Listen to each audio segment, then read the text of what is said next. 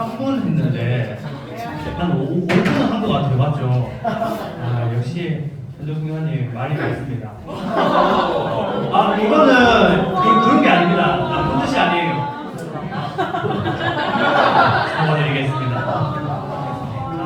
오늘 설교 말씀 한번 읽어보도록 하겠습니다. 설교 말씀은 다니엘서 6장 25절에서 28절 말씀입니다.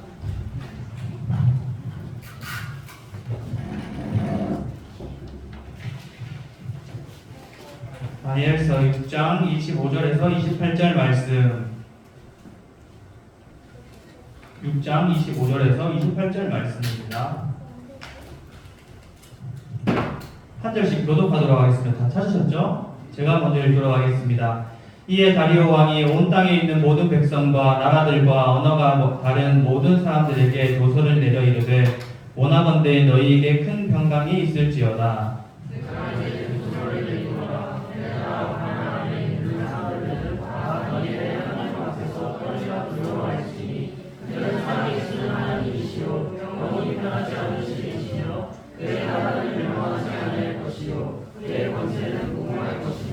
그는 구원도 하시며 건져내기도 하시며 하늘에서든지 땅에서든지 이적과 기사를 행하시는 이로써 다니엘을 구원하여 사자의 입에서 벗어나게 하셨음이라 하였더라. 이 다니엘이 다리오 왕의 시대와 바사 사람 고레스 왕의 시대에 형통하였더라. 아멘. 이번 DT는 DFC 창립 33주년 기념 예배로 드려집니다. 33주년이면 언제 설립되었을까요? 33년 전에 맞죠? 33년 전에. 야, 죄송합니다. 네. 92년도에 설립됐습니다.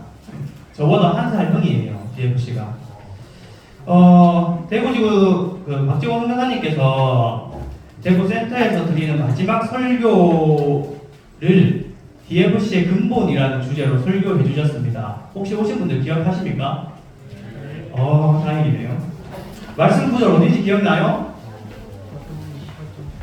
아니, 기억난다면서요. 마태복음 28장 18절에서 20절 말씀. 우리 그 구절로 했잖아요. 우리가 대위인령, 지상명령으로 잘 아는 이 말씀을 가지고 있습니다. DFC의 근본이다라고 하시면서 말씀해 주셨어요. 우리는 캠퍼스에서 이러한 명령을 지키며 이 명령을 이루기 위해 부름받은 제자입니다. 오늘 설교 제목을 무엇으로 정할지 고민을 많이 했거든요.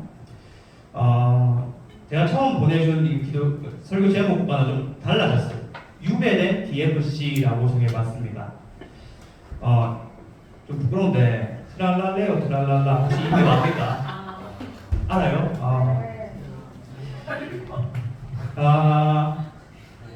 요즘 유행하는 거를 이해를 못하겠습니다. 왜 이게 유행을 할까 싶은 생각이 좀 들거든요. 요즘은 헐 이런 말 쓰거나 카톡에 눈웃음 쓰면 아재라고 한다면서요. 저 카톡 하면서 어른들이 눈웃음 되게 많이 하거든요. 저는 이 어떠한 주류 문화라고 하는 이 여기서 좀 떨어져 있는 사람입니다. 제가 5월 5일 날 처가 식구들이랑 같이 꽃밭에 놀러 갔는데 아내랑 같이 사진을 찍었어요.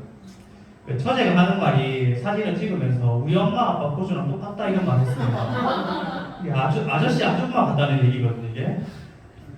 저는 진짜 아저씨긴 하긴 한데 그래도 좀 가슴이 아픕니다. 나이가 들면 들수록 이 어떠한 세상이 말하고 있는 주류 문화에서 점점 벗어나고 있는 것 같아요. 나이가 들면 들수록 이제 나중에는 대학생 이 문화와도 좀 더 멀어지게 되겠죠. 아빠가 되고 키우고 하면 되면 좀 씁쓸하기도 합니다. 오늘 설교 제목을 유배된 DFC라고 정해봤습니다.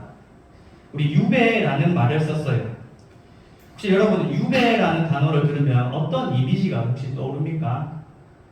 많은 이미지가 혹시 떠오르겠지만 썩 그렇게 긍정적인 이미지는 안 떠오를 것이라고 생각들어요. 죄를 지어서 받는 형벌, 포로로 잡혀간 사람들이 떠오르기 마련입니다. PPT 한번 넘겨보시면 우리 디아스포라라는 개념 혹시 들어보셨어요? 많이 들어봤을 거라고 생각하는데 설명은 시키지 않겠습니다. 알죠? 네, 알 거라고 생각하지만 제가 한 번 더 설명해 드리도록 하겠습니다. 디아스포라는 자이든 타이든 새로운 문화에 정착해서 그들의 공동체를 이루는 개념입니다. 우리는 디아스포라라는 개념을 많이 들어보았을 거예요. 각자의 자리에서 흩어져서 그곳에서 문화 가운데 살아가는 것, 그들 안에서 새로운 삶과 믿음의 실천을 이루며 살아가는 것이라고 할 수 있습니다. 그런데 저는 이 디아스포라라는 말을 사용하지 않고 유배라는 단어를 사용했습니다. 왜냐고 하면 유배는 다른 문화 속에 있지만 다시 돌아올 것이라는 기대가 있는 표현입니다.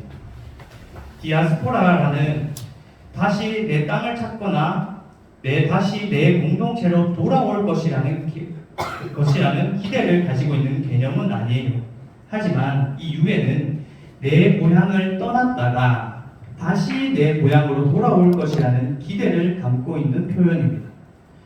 빼앗긴 땅을 다시 찾는다는 기대가 담겨 있는 표현이에요. 그래서 이번 설교 제목을 유배된 DFC라고 지었습니다. 우리는 디아스포라로 그들 문화 가운데 살아가고 있는 자들입니다. 교회 안에서만 신앙생활하고 있는 게 아니잖아요. 각자의 자리에서 그들의 문화 가운데 우리의 문화를 가지고 살아가고 있습니다. 이렇게 살아가면서 우리는 기대를 가질 수 있습니다. 우리 교회 공동체가, DFC 공동체가 지금은 비록 세상 문화 가운데 있지만 다시 돌아올 것이라는 기대를 가질 수 있습니다. 언제 우리가 돌아올지, 언제 세상이 회복될지는 모르나 예수님이 다시 오시는 그날을 기대하고 있습니다. 그래서 오늘 설교 제목을 유배된 DFC라고 정해보았습니다. 오늘 본문은 바벨론의 포로로 잡혀가 유배 생활을 하고 있는 다니엘 이야기를 담고 있는 책입니다. 다니엘 설명 안 해도 잘 알죠? 근데 혹시 모르는 사람이 있을까봐 제가 조금만 설명할게요. 이 남유다에 있던 다니엘은 바벨론 포로로 잡혀갑니다. 바벨론 땅에 있던 이야기를 기록한 책이 다니엘서입니다. 다니엘서의 주인공이 다니엘만 등장하지는 않고 다니엘과 세 친구가 함께 등장하고 있어요. 다니엘과 세 친구는 바벨론의 포로로 잡혀갔습니다. 다니엘과 세 친구가 살았던 문화와는 전혀 다른 문화가 바벨론 문화였어요. 다니엘과 세 친구가 이런 전혀 다른 세상 문화 가운데 어떻게 행동하며 살았는지를 보여주는 책이 다니엘서입니다. 먼저 이들은 세상 문화와 전혀 다른 선택을 합니다. 다니엘과 세 친구가 좀 잘생겼던 것 같아요. 용모가 아름다운 사람들을 선택하는데 그들이 선택됩니다. 그들은 선택되어서 왕의 음식과 포도주를 마셔야 하는 상황에 놓입니다. 이들을 관리하는 자들을 환관장이라고 하는데, 환관장은 이들을 관리하는 자들이라서 왕의 음식을 먹고 용모가 아름다워져야 합니다. 그래서 이들에게 고기를 주고 포도주를 먹여서 용모를 아름답게 해야 했습니다. 그런데 다니엘과 세 친구는 이런 문화를 거부합니다. 우리 다니엘 1장 8절 PPT에 있는데 한번 읽어볼까요? 시작. 왕의 음식과 그가 마시는 포도주로 자기를 덮이지 아니하려 하고 자기를 덮이지 아니하려고 환관장에게 원하니. 아멘. 다니엘과 세 친구는 바벨론 문화에서 구별된 결정을 합니다. 그 당시 왕의 음식들은 이방신들에게 제사 지내고 온 음식들이었거든요. 그래서 다니엘과 세 친구는 그런 음식을 먹지 않고 채식을 합니다. 하나님께서는 이들의 마음을 귀히 여겨주시고 남들보다 보기에도 좋고 지식과 학문이 더 뛰어나게 해주십니다. 다니엘 1장 20절도 한번 읽어볼까요? 다니엘 1장 20절 읽어보겠습니다. 시작. 왕이 그들에게 오늘 우주 중에 그 지혜와 중명이 보다 박수와 수식보다 십배나 나은 줄을 아노라. 아멘. 하나님께서 이들의 마음을 보시고 10배나 더 귀하게 만들어 주십니다. 바벨론 문화와 구별해서 거룩하게 살아가는 모습은 다니엘 곳곳에 등장합니다. 설명 안 해도 알겠죠? 금식인상에 절하지 않는 모습, 기도하지 말라는 조서에 응하지 않고 같은 시간, 같은 곳을 바라면서 기도하는 모습 등 다니엘서는 하나님 나라 백성으로 살아가면서 거룩한 삶, 구별된 삶을 살아가는 모습을 계속 보여줍니다. 이건 우리도 마땅히 해야 하는 일입니다. 너무나 잘 알고 있죠. 우리는 세상 문화 가운데 이들과 다른 구별된 삶을 살아야 해요. 세상 사람들과 구별되어 살아가는 삶을 마땅히 살아가야 합니다. 그런데 다니엘서는 유배 생활 가운데 구별된 삶만 강조하고 있지는 않습니다. 다니엘 2장을 보면 다니엘이 느부갓네살 왕의 꿈을 해석하는 장면이 나옵니다. 바벨론의 현자들이 이 느부갓네살 왕의 꿈을 해석하는 데 실패했을 때 다니엘은 자기가 그 꿈을 해석해 보겠다고 자원합니다. 다니엘서 2장 16절도 우리 다 같이 한번 읽어볼까요? 시작. 다니엘이 들어가서 왕에게 뭐를 시간을 주시면 왕에게 그 해석을 알려드리리라 하니라. 아멘. 이 장면은 어떤 장면이라고 하면 이 다니엘이 그 바벨론의 문화 가운데 들어가는 것을 의미합니다. 스스로 바벨론의 관습의 영역 안으로 스스로를 밀어넣습니다. 하지만 다니엘은 그 관습을 뒤집어 놓습니다. 꿈이라는 주제는 우리 구약 성경에서 종종 등장합니다. 대표적으로 요셉이 있죠. 이스라엘 문화 가운데 이 꿈은 예언적인 성격을 가지고 있습니다. 다니엘은 스스로 꿈 해석자로 들어가면서 바벨론의 현자들과 게임에서 이기는, 그들과 싸움에서 이기는 장면을 보여주고 있습니다. 이 이스라엘 문화를 바벨론의 문화 가운데 끌어들인 것입니다. 그래서 바벨론 사람들의 기술은 하나님께 의지하는 것에 비해서 열등한 것에 불과하다고 주장하고 있는 것이죠. 다니엘을 읽어보면 다니엘은 이 유배된 생활에서 바벨론이라는 지역에서 그들의 문화를 거부하고 거룩한 삶을 살아가기도 했지만 스스로 그 문화 속으로 들어가서 그들의 문화 한강 가운데서 그가 믿는 하나님의 문화를 그 가운데 전했습니다. 그 문화 한 가운데서 그 문화를 뒤집어 놓습니다. 우리는 지금 어떤 상황 가운데 놓여 있습니까? 옛날에는 예수천당 불신지옥만 해도 교회로 모이던 시기가 있었습니다. 제가 한 5년 전쯤에 교회 1층 지하를 청소를 하다가 진짜 예수천당 불신지옥 평마를 본 적이 있거든요. 이야기만 들었지 그렇게 실제로 평마를 보니까 좀 신기했습니다. 관리 집사님께서 옛날에는 이렇게 하고 다녔대요. 그러면 주변 사람들이 모여들고 했다고 합니다. 옛날에는 다들 조금 어렵게 사셨잖아요. 다들 없었고 부족했으니까 이 신이라는 것에 의지하는 것이 자연스러웠습니다. 지금 상황과 환경이 너무 어려우니 신이라는 존재에 의지해서 어떻게든 해결해 보려고 했어요. 그 중에 하나가 기독교였고 그 당시 기독교는 좋은 이미지의 종교였습니다. 부모님들이 자기는 교회 안 다녀도 교회 가면 좋은 거 가르치고 맛있는 거 주고 하니까 아이들은 교회를 보내던 시기가 있었습니다.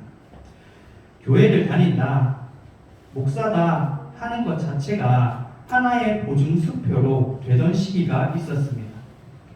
그게 그 당시 사회 문화 분위기였어요. 우리 대학생 성교단체는 어떻습니까? 정확한지는 모르겠는데 1947년 SFC, 1953년 IVF, 1958년 CCC 등 우리가 아는 굵직굵직한 성교단체들이 생겨나던 그 시기는 한창 크리스천 대학생들이 일어나던 시기예요. 그래서 소위 지성인들이라고 불리는 대학생들을 통해 부흥이 일어나고 엄청난 무브먼트가 일어나던 시기였습니다. 그때는 캠퍼스에 나가서 예수 믿어라 라고 하기만 해도 들어오던 시기였어요. 엄청난 부흥이 일어났던 시기였고 수련회를 하면 사람들이 많이 모이던 시기였습니다. 우리 DFC가 92년도에 설립되어서 올해 벌써 33년을 맞이하고 있습니다. 옛날에는 우리 DFC도 사람이 많았어요. 옛날 사진 보면 지금과 사뭇 다르다는 느낌이 들 수 있습니다. 많은 사람들이 함께 모여서 예배하고 찬양하는 모습을 볼 수 있습니다. 그 당시에는 교회 문화가 주류 문화였고, 그 당시에는 당대 지성인이라는 대학생을 중심으로 대학생 선교단체가 주류인 문화였습니다. 지금은 어떻습니까? 문화의 중심에서 우리는 벗어났어요. 이제는 더 이상 신이라는 존재를 믿지 않습니다. 기독교뿐만 아니라 모든 종교에서 신자가 줄어들고 있다고 해요. 우리가 무종교라고 하는 아무것도 믿지 않는 자들이 점점 늘어나고 있습니다. 종교라는, 특히 기독교라는 종교가 그 중심 문화에서 점점 주변부로 빠지고 있습니다. 자료를 찾지는 못했는데 제가 옛날에 학원보고마협의회라는 곳에서 대학생 선교단체 여름 수련 인원을 조사한 자료가 있었습니다. 그 자료에 의하면 여름 수련에 참석하는 대학생들의 수가 점점 줄어들고 있습니다. 물론 우리 DFC도 정말 많이 줄었습니다. 제가 한 가지 기억나는 건 제가 선교사 2년 차인가 그때였는데 2019년도 벌써 6년 전이네요. 여름 수련회를 전국 여름 수련을 했었는데 그때 처음으로 300명 이하로 떨어진 적이 있습니다. 그때 선교사님들이 배당이 나고 하면서 지구 대표 선교사님들, 이사회 선교사님들 함께 모여서 대책 회의를 한 적이 있습니다. 그 이후로도 400명은 아마 제 기억에는 넘지는 않았던 것 같아요. 예전에 대국포항 여름수련회를 하면서 대전 DFC 대표 선교사님께서 DFC의 현재에 대해서 설교해 주신 적이 있습니다. 참 인상 깊었어요. 우리 대학생 선교단체가, 우리 DFC가 중심 문화에서 점점 주변부로 빠지고 있다고 말씀해 주셨습니다. 이 현상은 더 심하면 심해졌지 우리가 주류 문화, 중심 문화가 되지는 않을 것 같아요. 그래서 제가 유배된 DFC라는 제목을 사용했습니다. 기독교 문화는 점점 주변부로 바뀌고 있습니다. 우리 대학생 선교단체 문화는 점점 주변부로 밀려가고 있습니다. 우리 문화가 이 기독교 가치가 유배당한 상황에 놓여 있는 것입니다. 이 유배되었다고 해서 너무 부정적으로 바라볼 필요는 없을 것 같아요. 중심 문화에 있을 때는 내가 그 문화 가운데 있기 때문에 내 믿음이 좋다는 착각을 하기가 쉽습니다. 교회 안에만 있으면 내가 마치 예수님을 잘 믿는 것처럼 생각하기가 쉬워요. 왜냐하면 내가 문화 가운데 있으니까 내 믿음을 점검하지 않아도 아무도 의심하지 않습니다. 그러나 주변 문화로 밀려나면 날수록 소위 믿음 있는 자와 믿음 없는 자가 벌어지게 됩니다. 믿음 있는 자는 주변부에 있지만 그럼에도 불구하고 그리스도인으로서의 정체성을 지키려고 하고, 믿음 없는 자는 그리스도인의 정체성을 버려두고 세상이 만들어 놓은 문화 중심으로 들어가려고 합니다. 왜냐하면 주변 문화로 있는 것은 참 힘든 일이거든요. 저는 기독교가 주변부에 있으면서 우리 DFC가 주변 문화에 머무르면서 오히려 우리의 신앙을 점검할 수 있는 좋은 기회라고 생각됩니다. 세상 문화는 계속 신이라는 존재는 없다라고 말하고 있어요. 내가 노력해서 내가 하면 이룰 수 있다. 자기가 하고 싶은 대로 살아라. 네가 인생의 주인공이다 하면서 계속 나를 외치고 있습니다. 기독교 문화와 배치되는 세속 문화입니다. 세속화되었다라고 할 때 우리는 이 말을 교회를 설명할 때 참 자주 사용합니다. 세속화. 나무위키에 따르면 본래 세속적이지 않았던 기관이나 집단 등이 세속적으로 변하는 것, 주로 종교단체에 쓰이는 용례이다 나무 위키에 이렇게 적혀 있어요.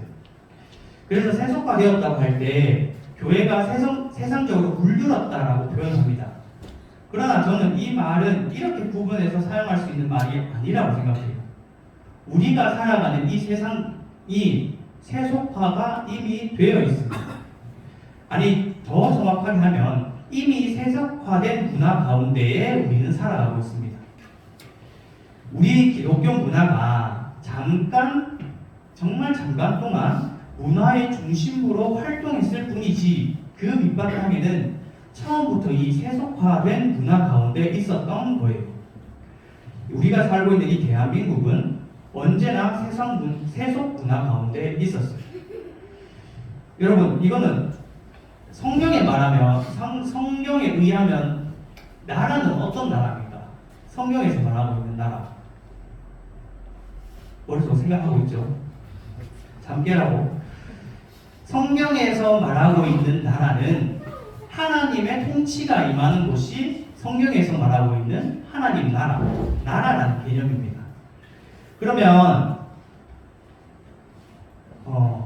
우리가 국가라고 했을 때 대한민국은 어떤 국가라고 적혀있는지 혹시 아세요?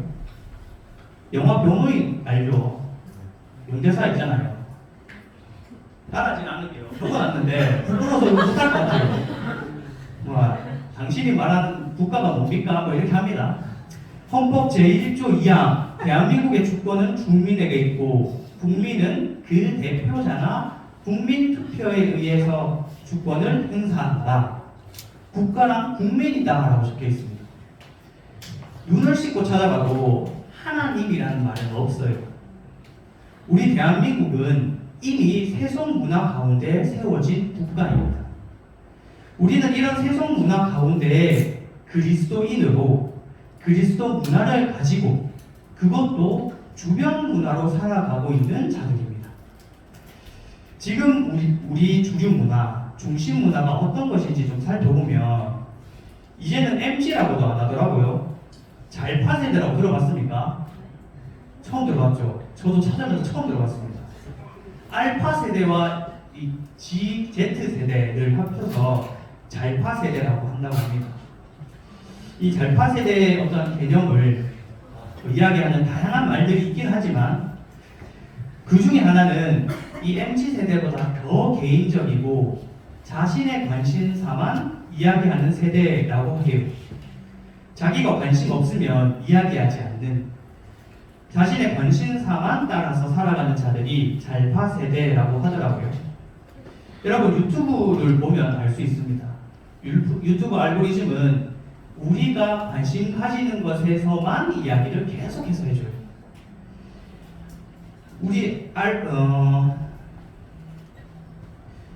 얼마 전에 대통령이 탄핵되고 또 한 달 뒤면 대선이 치러지게 됩니다. 이 오른쪽에 있으신 분들은 계속 오른쪽 유튜브만 찾아보게 돼요. 그래서 그들만의 관심으로 빠지게 됩니다.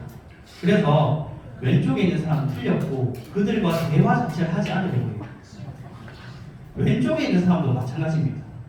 자신들의 사상이 맞다고 하면서 계속 이쪽 분야만 찾아보게 돼요. 그래서 오른쪽에 있는 사람들과 대화하지 않으려고 합니다. 관심사가 다르면 아예 말을 하지 않으려고 하는 시대.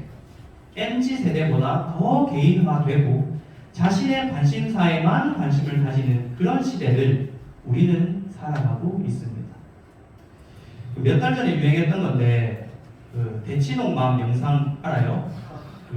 좀 200만 뷰가 넘게 나왔던 그런 영상인데 개그우먼 이수지가 대치동맘 패러디해서 유행했던 영상이 있습니다. 제가 영상 들고 올라고 하다가 안 들고 왔어요. 알죠? 제이미 던지지 말아요, 발로 차지 말아요 하는 그 영상. 잘하네요.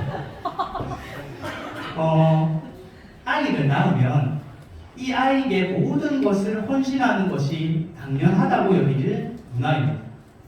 내 아이를 잘 키우기 위해 내 아이가 더 잘 되기 위해 헌신하고 모든 것을 쏟아부어요. 이번에 제 딸이 유아 세례를 받았습니다. 이번 주일날 받았습니다. 우리 교회에서는 유아 세례를 받기 전에 책도 읽고 독후감도 쓰고 부모 교육도 들어야 되거든요. 그래서 이번에 책을 읽고 아내랑 어떻게 교육할지 이야기를 참 많이 했습니다. 참 고민이 많이 되었습니다. 아이를 한두 명만 낳는 시대라서 애 한 명에게만 집중합니다. 그래서 이 아이에게 부모가 헌신해요. 그리고 그 이수지 영상을 보면 아이가 엄마가 학원 갈 때 태워주고 아이가 학원에 있을 때 엄마는 차 안에서 끼니를 때우고 있습니다. 이분들은 이것이 맞다라고 생각하는 그 문화 가운데 살아가고 있습니다. 그 PPT 한번 넘겨주시겠어요? 그 더하기 있는 문제. 9 더하기 99 더하기 99를 계속 더하는데 99가 20번까지 이해했죠? 문제가 뭐지? 9 더하기 99 더하기 9 3번 999 더하기 쭉쭉쭉 해서 9가 20번 있을 때 1이라는 숫자가 총 몇 번 나올까? 여러분 이거 계산할 수 있어요? 저 솔직히 이거 풀이 맞아 보기 전까지 틀렸거든요. 이 문제가 어떤 문제냐면 초등학생 때부터 의대를 준비하는 아이들을 위한 7세고사라고 불리는 7살 때 푸는 문제입니다. 어릴 때부터 의대를 준비하고 경쟁사회에서 살아남기 위해 어릴 때부터 이런 교육을 시키는 것이 당연시 되는 사회예요. 왜냐하면 나의 행복을 위해서, 내가 잘 살기 위해서. 조금 더 나쁘게 이야기하자면 나의 행복을 위해서 내 자식까지, 내 아이의 행복이 아니라 내가 의사 엄마가 되기 위해 오직 나를 위해 살아가는 세상 문화가 우리가 지금 살아보고 있는 문화입니다. 그런데 과연 우리는 이런 문화 가운데 자유롭다고 이야기할 수 있을까요? 우리 교회는 이런 문화 중심의 문화에서 자유롭다고 말할 수 있습니까? 우리 DFC는, 우리 각자 개인은 이런 문화를 배제하고 제외하고 살아가고 있다고 말할 수 있을까요? 한번 넘겨주시겠어요? 7계명이 가늠하지 말라입니다. 우리는 알아요. 우리는 10계명을 배웠을 거예요. 압니다. 그런데도 특정한 상황에 놓였을 때, 어떠한 특정한 상황에 내가 들어갔을 때 이 말씀 구절을, 이 계명을 내 마음속에서 괄호를 칩니다. 아니면 계속 예외 상황을 만들어요. 제가 결혼할 때 이야기인데 이 영상이 돼 있어서 조금 그렇긴 하지만 준비했으니 갈게요. 저는 DFC고 교회 일을 하고 신동원에 들어가고 하니까 제 주변에는 전부 교회 다니는 사람들이잖아요. 그런데 제 아내는 직장 생활을 했으니까 주변에 교회 안 다니는 사람들이 참 많이 있었습니다. 그래서 아내가 결혼한다고 하니까 남편 사람이랑 관계를 가져봤냐고 물어봤답니다. 그러니까 안 해봤다고 하니까 그 속구감이 얼마나 중요한데 그걸 안 해보냐고 하면서 뭐라 했대요, 아내한테. 그리고 남편도 그거 한 번도 안 해본 사람이라고 하니까 그거 거짓말일 수 있다. 세상에 그런 남자가 어딨냐, 사기 결혼이다, 이런 말 했다고 합니다. 세상 문화가 그렇습니다. 궁합이 중요하고 그게 안 맞으면 이혼 사유가 된다고 말하는 세상이에요. 그런데 이런 세상 문화가 우리 기독교 문화에는 과연 없다고 말할 수 있습니까? 우리는 계속 예외 상황을 만들죠. 여기서 단 사랑하면 괜찮다, 단 결혼을 전제로 만나면 괜찮다 등등등 수많은 예외를 만들어냅니다. 혹은 수많은 상황에서 가늠하지 말라는 이 계명을 괄호를 칩니다. 하나님의 계명을 왜곡하고 있는 거죠. 내가 행복하기 위해, 내 욕심을 위해 하나님을 침묵시킵니다. 우리 마음속에서 괄호를 쳐서 이 계명을 빈칸으로 만들어요. 한 번 더 넘겨보시겠어요? 사계명이 안식일을 기억하여 거룩하게 지키라라는 계명입니다. 얼마 전에 저는 신정원을 다니고 있습니다. 얼마 전에 수업 시간에 교수님께 들었는데 교수님께서 교회 사역을 하실 때 한 부모님이 찾아왔대요. 우리 아이가 시험 기간이라서 이번 주랑 다음 주는 집에서 가까운 교회 나간다고 통보하러 왔다고 합니다. 교회가 멀지 않대요. 차 타면 15분 되는 거리인데 시험 기간이라서 집 앞에 있는 교회 간다고 이야기했다고 합니다. 코로나 시대 전에는 교회는 가야 되는 곳으로 생각했어요. 그런데 유튜브 영상 예배가 생기면서 우리는 스스로 여기에 익숙해졌습니다. 그래서 이 4계명의 예외 조항을 달죠. 단 시험 기간이면 괜찮다. 단 친한 친구와 여행 가는 것은 괜찮다. 등등. 우리는 우리 안에서 수만 가지 예외 조항을 넣습니다. 왜냐하면 하나님이 말하는 이 계명보다 내가 그 말씀의 중심일 거예요. 한 번 더 넘어보시겠어요? 마태복음 19장 6절 말씀입니다. 제가 한번 읽어볼게요. 그런즉 이제 둘이 아니요 한 몸이 아니니 그러므로 하나님이 짝지어 주신 것을 사람이 나누지 못할지니라 하시니. 이 말씀은 예수님이 바리새인들에게 이혼에 대해 가르치시면서 하신 말씀입니다. 제가 최근에 이혼에 관한 한 리포트를 읽었습니다. 옛날에는 이혼이라고 하면 안 좋은 시선으로 보는 경우가 많이 있었습니다. 물론 저는 그 시선은 잘못되었다고 생각합니다. 그런데 요즘 TV 관찰 예능을 보면 이게 과연 결혼을 하라고 만들어 놓은 건지 참 의심스러워요. 이혼을 장려하고 있는 것 같다는 느낌을 많이 받습니다. 결혼은 불행한 거고 이혼하고 행복하게 잘 살 수 있다. 아니 더 정확하게는 이혼하라라고 장려하는 것 같아요. 돌싱글즈, 보딩엄바, 이혼 숙녀 캠프 등등 결혼하지 말고 혼자서 행복하게 잘 살아라. 그리고 너의 행복을 위해서 이혼해라. 뭐 이런 느낌을 받습니다. 이혼도 자기 선택으로 할 수 있다는 거죠. 가장 많은 이혼 사유가 뭔지 알고 있어요? 바로 성격 차이입니다. 제가 올해 선택특강에서 낙태에 대해서 이야기한 적이 있습니다. 낙태도 똑같은 문제예요. 내 행복을 위해서 생명을 죽여도 괜찮다라고 여기는 문화가 세상뿐만 아니라 우리 안에도 여전히 들어와 있습니다. 단 내 행복을 위해서는 괜찮다.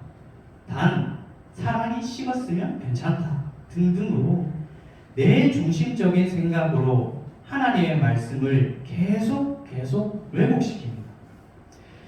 교회가 잠깐 성장하면서 교회 문화가 주류 문화가 된 적이 있지만 이건 주류 문화가 된 것이지 그 밑바탕에는 항상 이런 세속적인 문화 위에 있었습니다.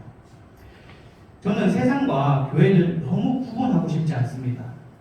제일 쉽게 이야기할 수 있는 건 이런 것이죠. 세상은 이렇게 악합니다. 세상 문화는 음란합니다. 세상은 자기 자신을 주인으로 섬기고 있습니다. 하지만 우리는 아닙니다. 우리는 거룩하고 예수님을 주인으로 섬기는 자들입니다. 세상 문화가 거룩하게 세상을 살아가야 합니다. 이 말은 깊게 생각해 보아야 하는 말이라고 생각해요.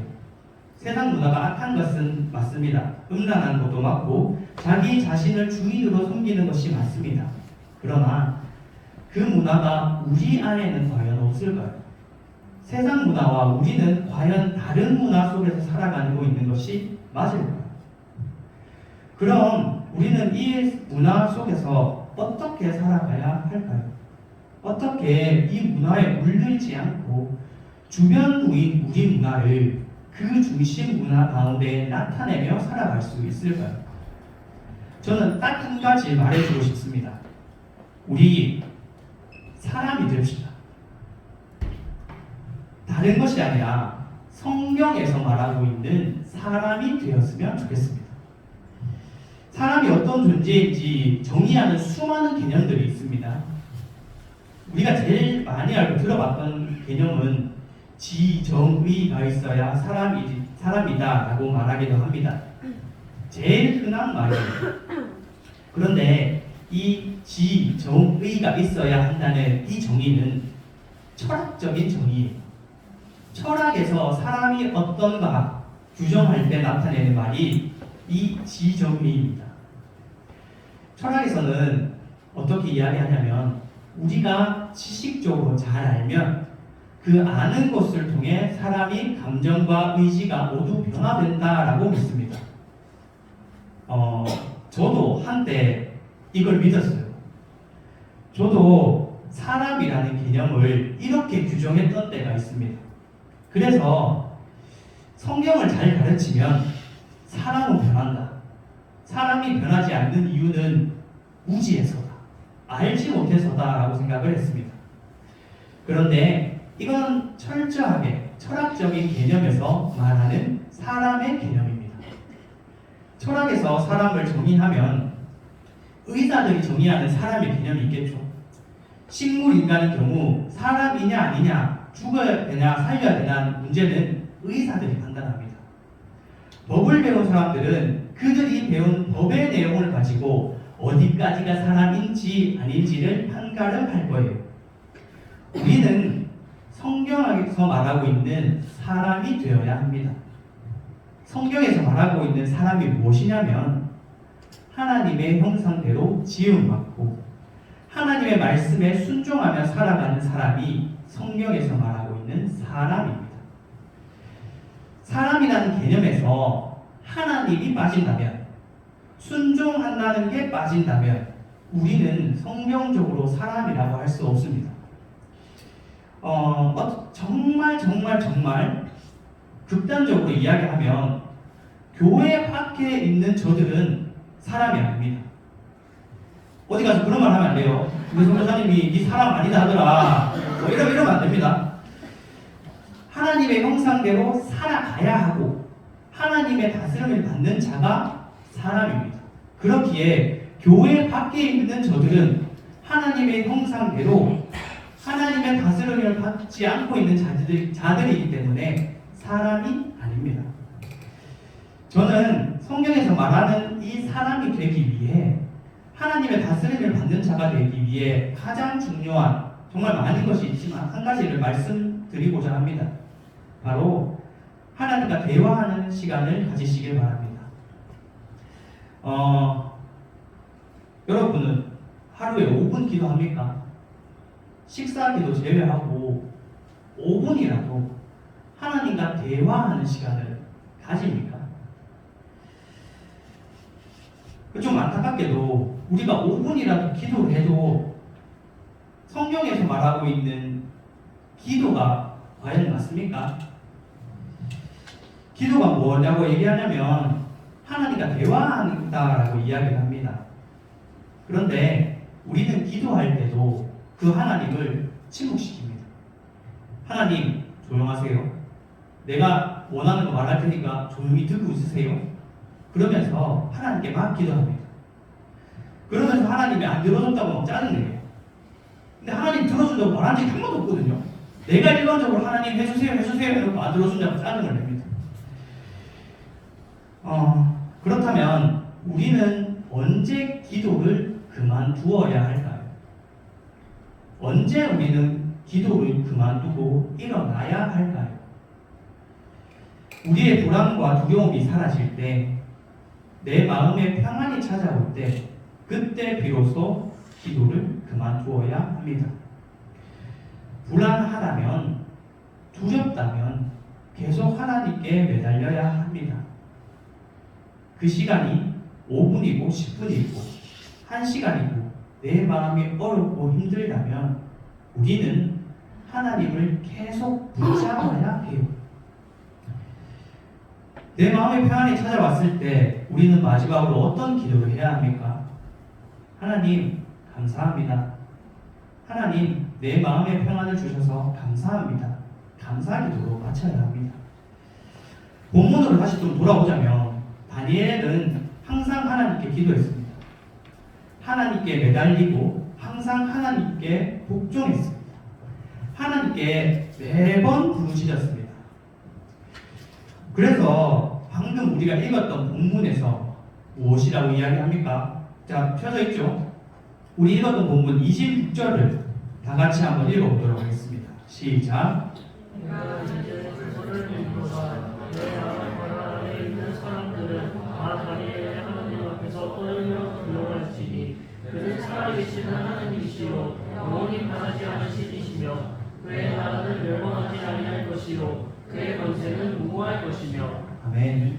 이 고백은 이방인 다리오 왕의 입술에서 나온 고백입니다. 다니엘을 읽어보면 다니엘이 왕 앞에서 복음을 전했더라, 여호와 하나님에 대해서 말했더라 라는 구절이 단 한 구절도 나오지 않습니다. 다니엘은 왕 앞에서 하나님의 말씀을 전하지 않았어요. 전도하지 않았습니다. 그러면 다니엘이 바벨론 문화에 들어가서 어떤 문화혁명을 일으켰습니까? 왕의 목을 베고 자기가 왕이 되어서 바벨론 문화를 싹 갈아엎었습니까? 아니에요. 다니엘은 그렇게 과격한 혁명으로 왕의 마음을 돌린 것이 아닙니다. 다니엘의 모습을 보고 다니엘의 변하지 않는 그 성경적인 사람의 모습을 통해 하나님이 일하심을 보여서 이방인 다리오 왕은 고백합니다. 그는 살아계시고 영원히 변하지 않으시는 분이다. 여러분, 우리가 하는 일은 영적인 일입니다. 우리가 하는 이 캠퍼스 복음화 사역은 영적인 일이에요. 그렇기에 우리는 하나님께 매달려야 합니다. 그러니까 세상의 어떤 것에 의지하는 게 아니라 그러니까 하나님께 의지하고 매달려야 합니다. 하나님께 진정으로 기도해야 해요. 그럴 때 우리가 일하지 않아도 하나님이 일하셔서 저들을 바꾸어 주실 것입니다. 우리 문화는 주변으로 밀려나고 주변에 아무 힘이 없는 유배된 문화인 것 같지만 우리에게는 변하지 않는 진리가 하나 있습니다. 그것은 바로 예수 그리스도께서 우리와 함께 한다는 사실입니다. PPT에 마태복음 28장 20절 말씀 한번 띄워주시겠어요? 한번 읽어보겠습니다. 시작.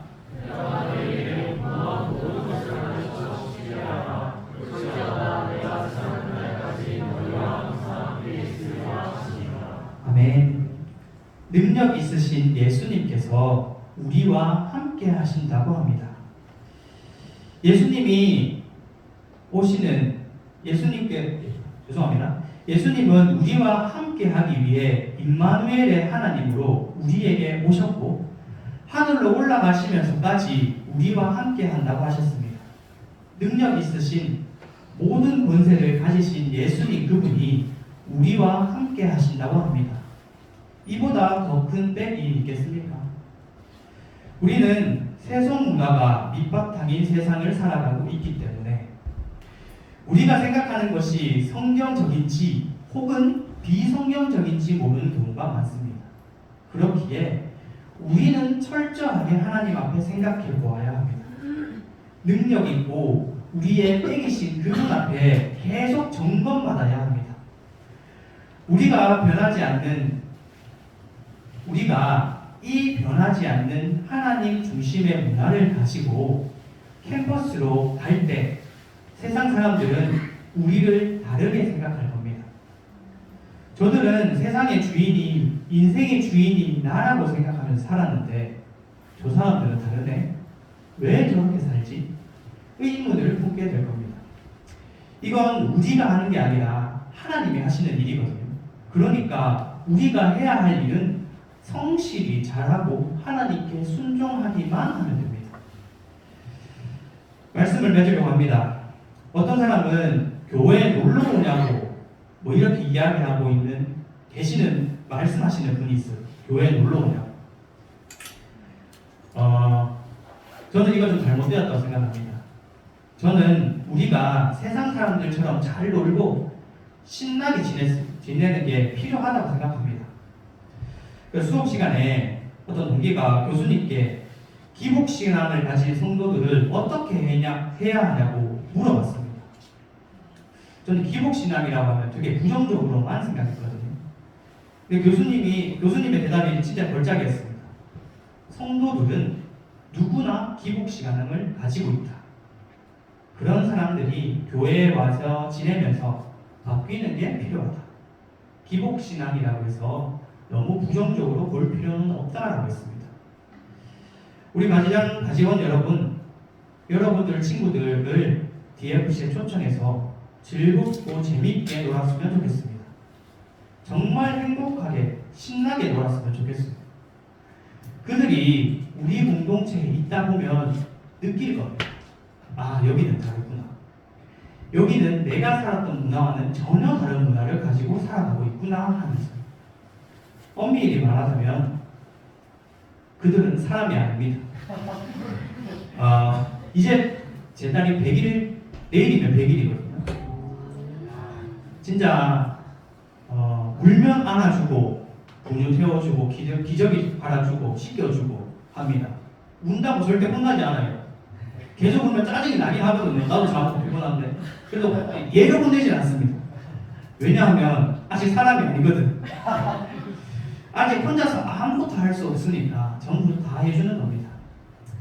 우리 문화 밖에 있는 사람들이 우리 문화에 왔을 때 표현이 좀 이상하지만 사람이 아니라고 생각하면서 대해야 합니다. 한번 PPT 넘겨주시겠어요?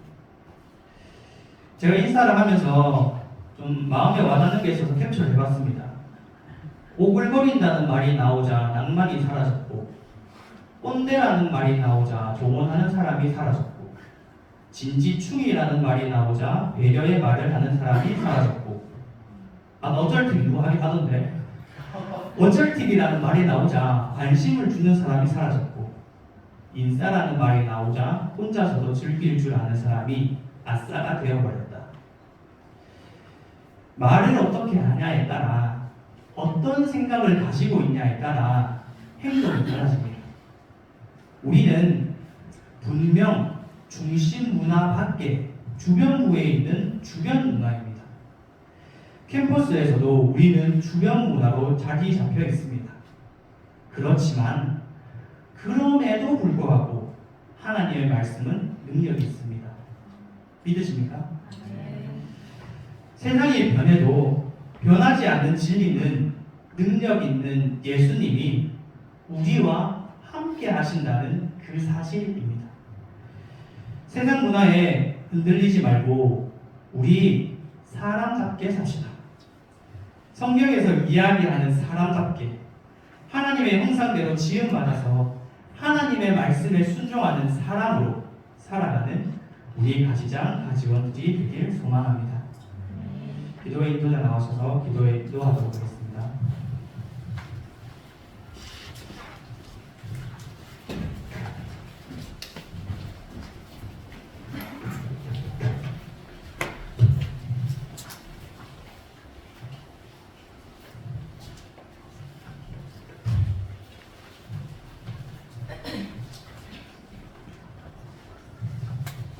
이 시간 말씀을 두고 먼저 기도합시다. 하나님 앞에 정직하고 구별되고자 했던 다니엘과 새 친구들의 마음을 하나님께서는 귀하게 보셨고 그들을 어려움으로부터 보호하셨습니다. 우리도 세상 사람들과 구별되어 거룩한 삶을 마땅히 살아가야 합니다. 하지만 무의기를 주저하고 세상 속에 하나님의 이름을 외치고자 하는 소리가 쇠약해져가며 시대는 악해져만 가고 있습니다. 그 가운데 우리가 세상의 문화에 속하지 않고 주변부에 머물러 주님께서 주신